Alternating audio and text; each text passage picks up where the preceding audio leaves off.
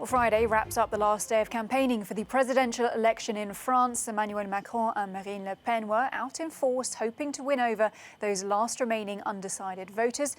Polls see President Macron pulling ahead and widening the gap between him and far-right candidate Marine Le Pen. But Sunday's vote is expected to be closer than the pair's previous face-off in 2017. So for more on this, let's cross over to Paris. We can speak to our international correspondent, Annelise Borges. Annelise, as I just mentioned there, polls showing President Macron ahead of Marine Le Pen at the moment, but I say that with a big caveat because we also know that these polls towards the end of the campaign season aren't always reliable. So what more can you tell us?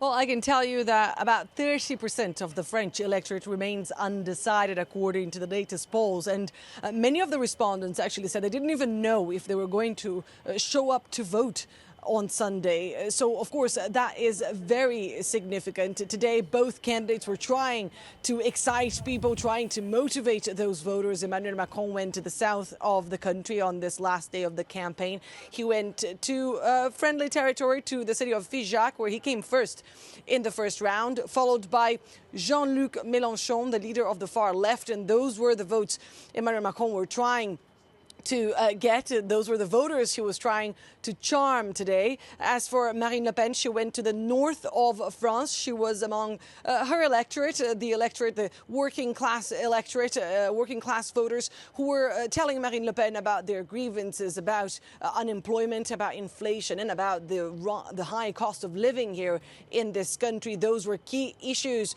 of Marine Le Pen's campaign, issues that, of course, she blames on her rival Emmanuel Macron. In fact, Marine Le Pen said that come Sunday, the choice will be between Emmanuel Macron and France.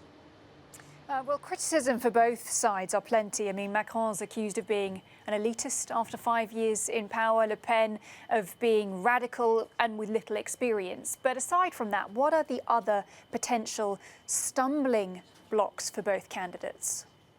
Well, Marine Le Pen did a great amount of work to detoxify her image and the image of her party, the National Front, that she changed to National Rally, a party that used to be perceived as xenophobic and racist under the leadership of her father. She did succeed to some extent. Her candidacy this year is considered to be a viable option. She conducted a composed campaign, but she has still a few problems, especially among the Muslim electorate here in France, a Muslim population that is considered to be around 10% of the French population, and those figures are believed to be underestimated, especially because of some of her proposals, for example, to ban the Islamic veil, the hijab, in public spaces across the country. She said that was going to be one of her first measures if she is elected on Sunday. Of course, that doesn't go down well with those voters. They say she antagonizes them. And as for Emmanuel Macron, well, he no longer has the card of being the fresh-faced disruptor that will transform this country. He now has a record to defend, and it's been a turbulent 5 years, of course, because of the multitude of crises that we saw, a multitude of social crises, notably the yellow vest crisis, but also the COVID-19 global pandemic. Those crises put some of Emmanuel Macron's ambitious plans to halt, for example, the reform of the pension system here in this country, something that he promised he will do if he is re-elected on Sunday. But as you said, he also has an image problem among many voters here in this country who perceive him as arrogant, as the president of the rich, and that, of course, could hurt his chances come Sunday.